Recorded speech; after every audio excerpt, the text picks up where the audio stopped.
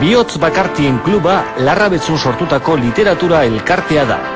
Poesia bultzatzeko egiten du lan. Orain dela 2 urte, Arrakalak egin zuten literatura eta musika elkartzen dituen lana. Orduan ere bageneukan argi, akaso musikak presentzia handiago eduki behar zuela, eta horretara bideratu genuen.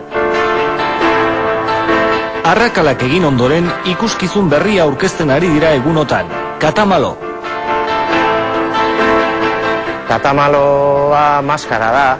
Katamaloa da, azken batean, horrek kontzeptu maskara fisikoa izateaz aparte, kontzeptu nahiko zabala izan daiteke. Kontzeptuala da ikuskizuna.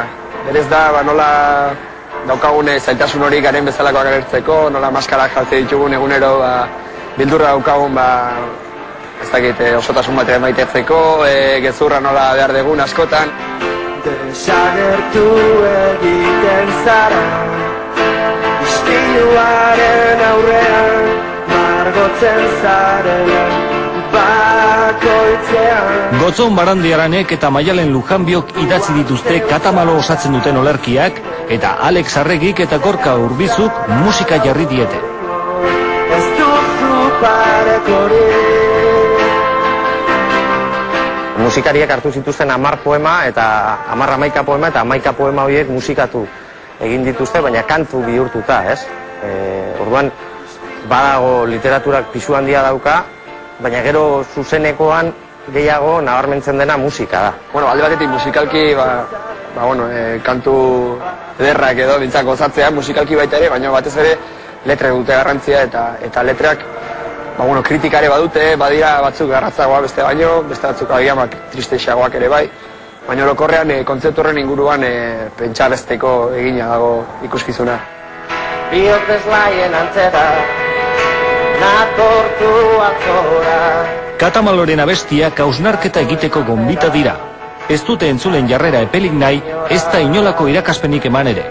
Eta iruditzen zaigu, musikaren bitartez, komunikatzeko iturri edo bide sidor bat izan daiteke hori, horregatik egiten dugu horrela, baina ez, irakaspenik ez dugu eman nahi inori, nahiko irakasle dago ja hemen, ez da.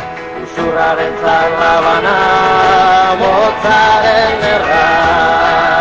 Katamalo korrika kulturalean aurkeztu zuten eta orain Euskal Herri osoan batera eta bestera ari da. Guri labur egin zitzaigun eta antza jenteari baita ere, ez? Eta horren ondorioz, hurrengo emanaldi batzuetarako ari garaia prestatzen pentsatzen kantu berriak sartu behar ditugula. Katamalok liburu bihurtzeko asmoa du. Bitartean, altsasun egongo da datorren astean. Maiatzaren 12an kulturetxeak hartuko du olerkia eta musika uztartzen dituen ikuskizun hau.